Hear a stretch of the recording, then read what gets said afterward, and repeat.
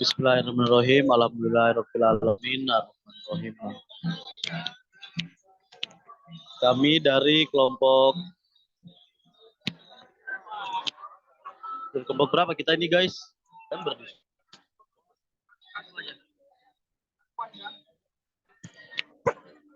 di sini kami ingin mempresentasikan manajemen koperasi.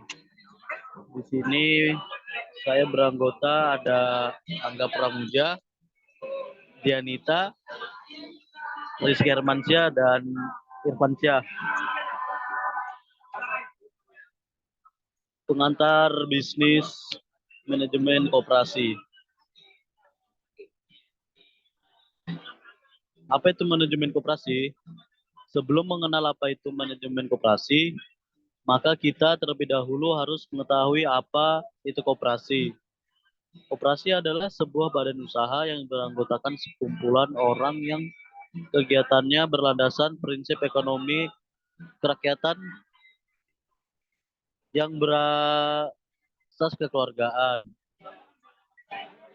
Koperasi memiliki sejarah yang tercatat, yakni koperasi di dunia dimulai pada pertengahan abad ke-18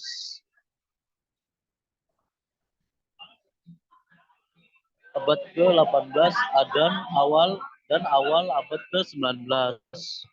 Gerakan ini lahir akibat dari revolusi industri yang gagal mewujudkan semboyan kebebasan kebersamaan.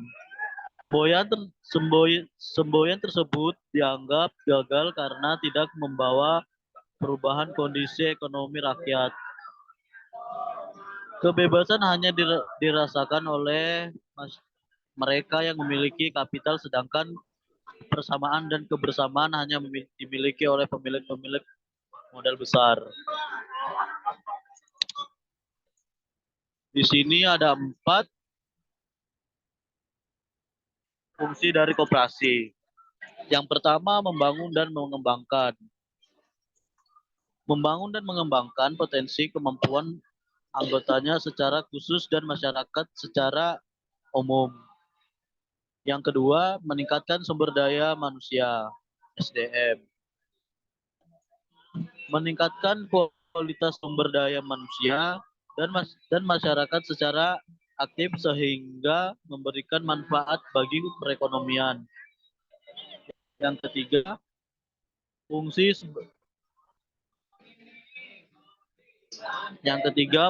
sebagai fondasi kekuatan dan ketahanan perekonomian nasional dengan menjadikan koperasi sebagai soku gurunya.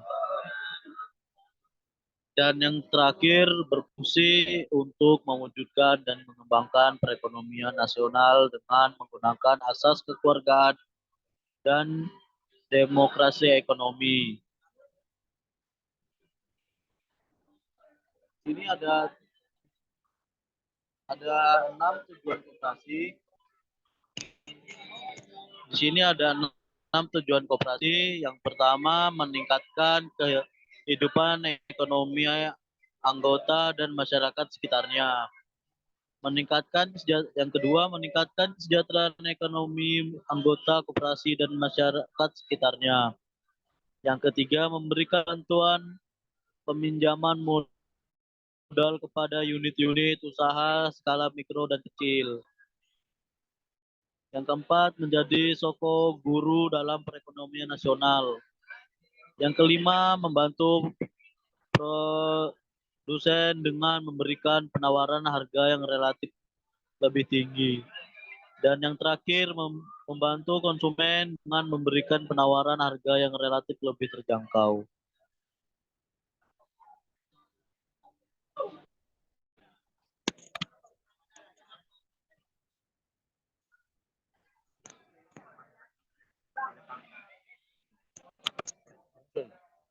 Sekali lagi. Di sini ada jenis-jenis koperasi.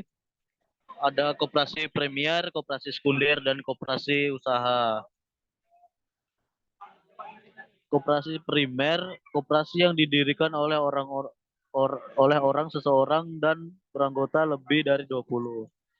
Koperasi sekunder, koperasi yang didirikan oleh koperasi yang beranggota koperasi juga. Koperasi usaha, koperasi yang terdiri dari koperasi produsen, koperasi konsumen, koperasi jasa, dan juga koperasi simpan pinjam. Baik, saya lempar ke teman saya, Mbak Dianita.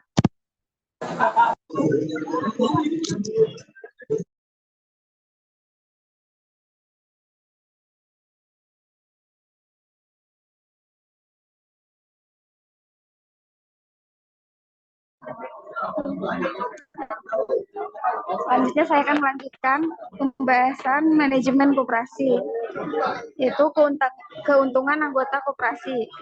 Anggota koperasi berhak mendapatkan pembagian sisa hasil usaha atau SHU besarnya bagi hasil yang didapatkan berdasarkan jumlah modal yang ditanam dan besarnya keuntungan yang didapatkan oleh koperasi. Anggota dapat membeli barang dan jasa dengan harga yang lebih terjangkau dibandingkan beli di luar koperasi. Bagi anggota dapat meminjam dana kepada koperasi baik secara konvensional berbunga ataupun bagi hasil sistem syariah. Anggota bisa mendapatkan pelatihan entrepreneur dan memperluas jaringan bisnis. Dengan demikian Anda bisa berkembang menjadi pribadi yang lebih baik. Selanjutnya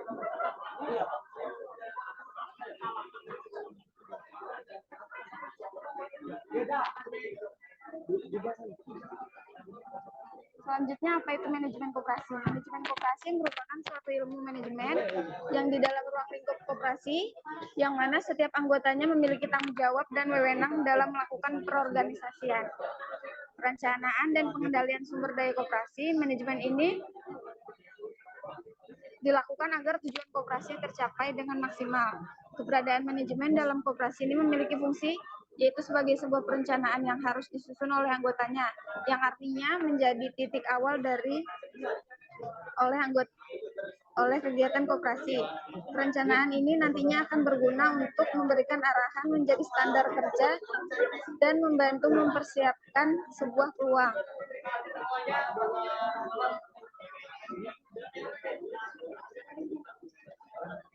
Selanjutnya, aspek-aspek manajemen koperasi. Yang pertama,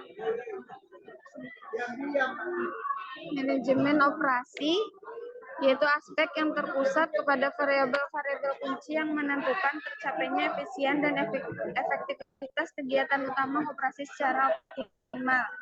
Yang kedua, manajemen keuangan, aspek yang berpusat terhadap pengelolaan berbagai macam sumber keuangan dari suatu usaha. Yang ketiga, manajemen pemasaran, itu adalah sebuah proses yang dilakukan untuk menimbulkan permintaan terhadap barang dan jasa yang ditawarkan.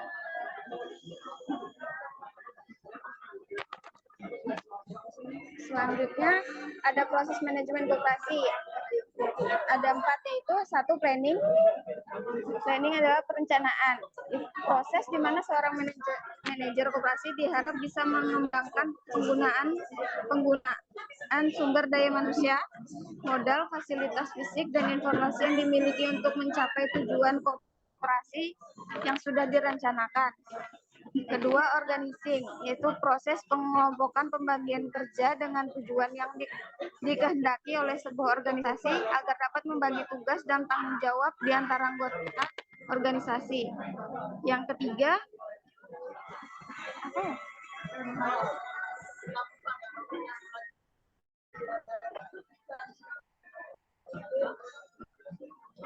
proses dalam pemindahan dan menjalankan organisasi sehingga orang-orang yang diberikan tugas bisa bekerja dan melaksanakan tugas tersebut sehingga tercapai tujuan yang sudah ditetapkan. Yang keempat, segala sesuatu yang berkaitan dengan proses penjagaan serta pengarahan yang dilakukan dengan sungguh-sungguh. Selanjutnya akan dibahas oleh Rizky Hermiansyah. Terima kasih. Ya, saya Rizky Armiansah. Terus kita sekarang masuk di perseroan terbatas. Definisi perseroan terbatas. Perseroan terbatas adalah suatu unit badan usaha berbadan hukum yang modalnya terkumpul dari berbagai saham. Setiap pemilik saham, yaitu para investor, akan mendapatkan bagian sesuai dengan banyaknya lembar saham yang dimiliki. Kekayaan pribadi pemilik perusahaan berbeda dengan kekayaan perusahaan, sehingga kepemilikan perusahaan dapat berganti tanpa harus membubarkan atau menggantikan nama perusahaan terlebih dahulu. Biasanya perseroan terbatas atau PT dibentuk oleh minimal 2 orang atau lebih melalui kesepakatan yang diketahui oleh notaris untuk dibuatkan akta perusahaan.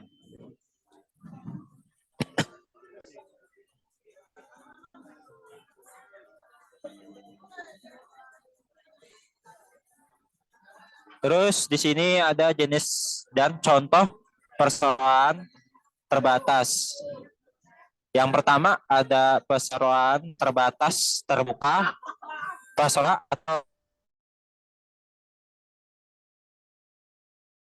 TBK, go public, atau sudah masuk ke dalam initial public offering atau IPO, di mana masyarakat umum dapat membeli saham PT ini di pasar modal. Contoh jenis ini adalah PT Bank Sentral Asia, TBK, dan PT Telekomunikasi Indonesia atau Persero atau TBK. Yang kedua ada perseroan terbatas tertutup. Perseroan terbatas tertutup merupakan PT yang tidak melakukan aktivitas jual beli saham kepada masyarakat umum. Pemilik saham PT jenis ini hanya berasal dari kalangan tertentu saja, seperti sahabat, keluarga, kerabat, kolega bisnis, dan lain-lain. Contoh dari PT jenis ini adalah balik.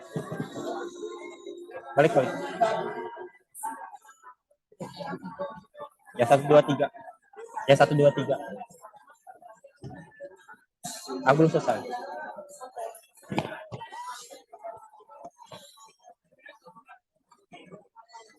Contoh dari PT jenis ini adalah Saham Group, Lipo Group, Bakery Group, dan lain-lain. Yang ketiga ada perseroan terbatas kosong. Perseroan terbatas kosong adalah jenis PT yang sudah memiliki izin usaha dan izin lainnya, namun belum memiliki kegiatan untuk kelangsungan perusahaan. Contoh dari PT jenis ini adalah PT Adam Air, PT Asian Biskuit, terus ada PT Bayur Air, dan lain-lain.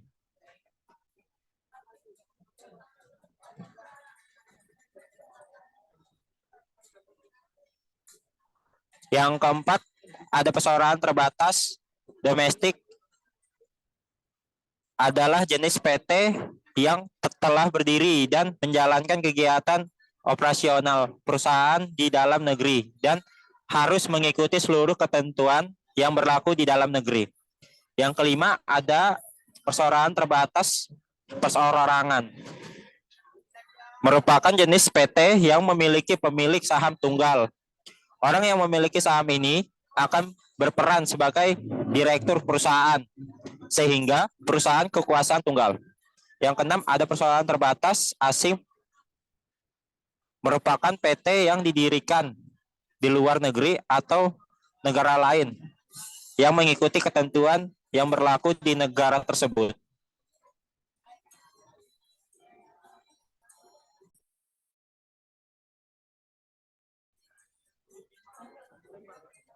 Oke, sekarang saya akan melempar ke Irfansyah. Terima kasih. Baik, saya Irfansyah. Di sini saya membuka ada beberapa ciri-ciri perseroan terbatas. Yang pertama, manajemen perusahaan dipimpin oleh direksi. Yang kedua, pemegang saham mendapatkan dividen atau pembagian hasil dari keuntungan perusahaan. Yang ketiga, melaksanakan rapat umum pemegang saham untuk menentukan keputusan besar.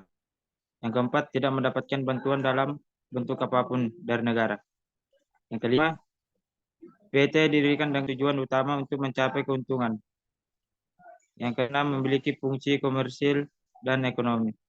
Yang ketujuh, modal didapatkan dari lembar serta obligasi. Selanjutnya,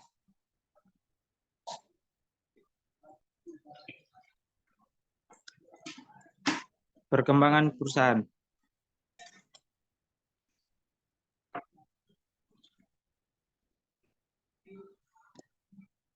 Bentuk badan usaha dan perkembangannya. Kemajuan ekonomi ternyata mempengaruhi bentuk lapangan usaha dan sifat badan usaha suatu perusahaan. Sebagai contoh, perkembangan ekonomi menimbulkan perusahaan multinasional. Beberapa bentuk usaha di bawah ini merupakan yang beroperasi dalam perekonomian adalah sebagai berikut. Next.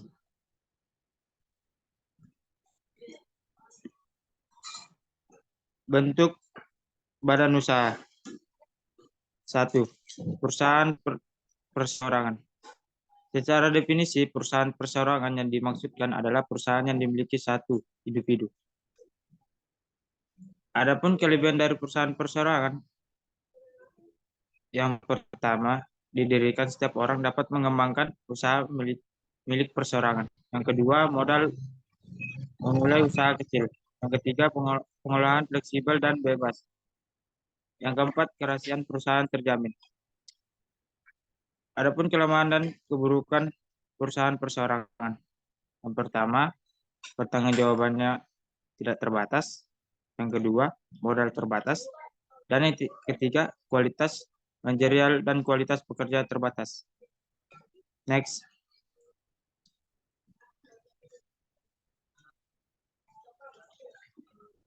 Dua, perusahaan terbatas, perusahaan perkongsian, partnership. Perusahaan perkongsian dapat menjadi dua bentuk, yaitu perkongsian umum dan perkongsian terbatas. Kelebihan dari perusahaan perkongsian yaitu yang pertama, lebih banyak modal dapat dikumpulkan.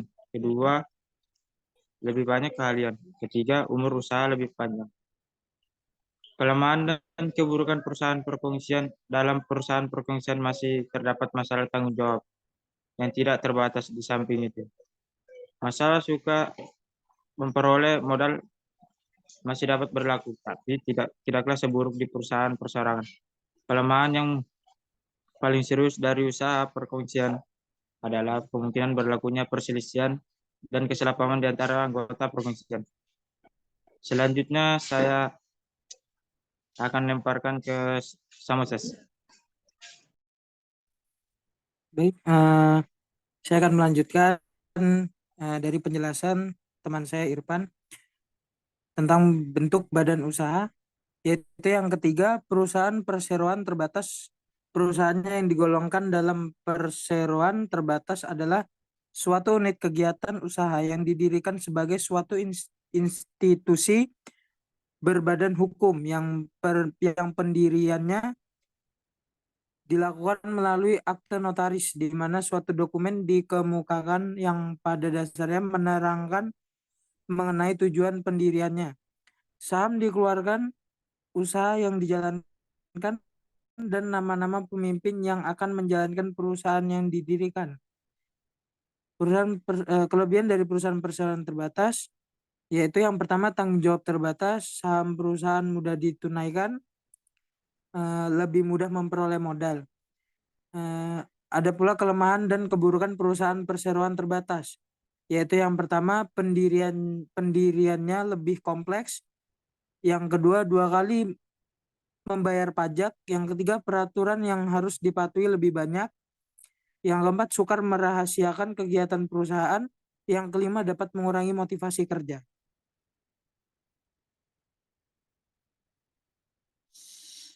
Sudah habis? Sudah.